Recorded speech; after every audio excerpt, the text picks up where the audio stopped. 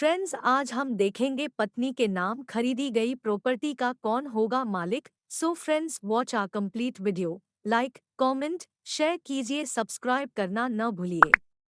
Delhi high court ने कहा है कि एक व्यक्ति को कानूनन अधिकार है कि वह अपनी आय से अपने पत्नी के नाम पर अचल संपत्ति खरीद सके। इस तरह खरीदी गई प्रॉपर्टी को बेनामी नहीं कहा जा सकता।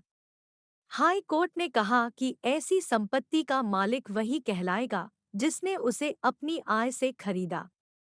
हाई कोर्ट ने कहा है कि एक व्यक्ति को कानूनन अधिकार है कि वह अपनी आय से अपने पत्नी के नाम पर अचल संपत्ति खरीद सके।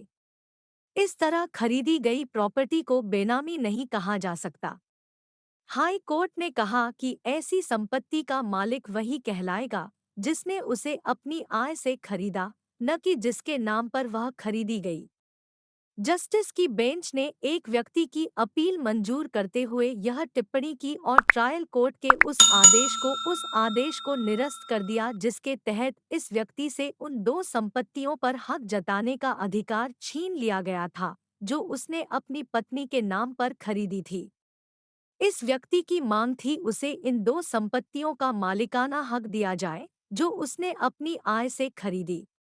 याचिकाकर्ता ने दावा किया कि इन दो संपत्तियों का असली मालिक वह है, न कि उनकी पत्नी जिसके नाम पर उसने यह संपत्ति खरीदी। लेकिन ट्रायल कोर्ट ने बेनामी ट्रांजैक्शन एक्ट के उस प्रावधान के आधार पर याचिकाकर्ता के इस अधिकार को जब्त कर लिया जिसके तहत संपत्ति रिकवर करने के अधिकार पर प्रतिबंध है।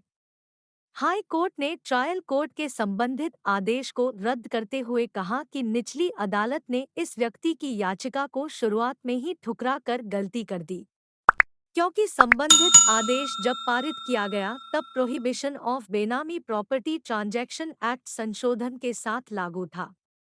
हाई कोर्ट ने कहा, मौजूदा मामले में प्रॉपर्टी का पत्नी के नाम पर होना इस कानून के तहत दिए गए अपवाद में आता है, क्योंकि एक व्यक्ति को कानूनन इस बात की इजाजत है कि वह अपने आय से अपने स्पाउस के नाम पर अचल संपत्ति खरीद सके और जिन परिस्थितियों में यहाँ संपत्ति खरीदी गई, इससे खरीदी गई प्रॉपर्टी बेनामी नहीं है, बल्कि याचिकाकर्ता की है, पत्नी की नहीं जिसके नाम पर वह संपत्ति खरीदी गई।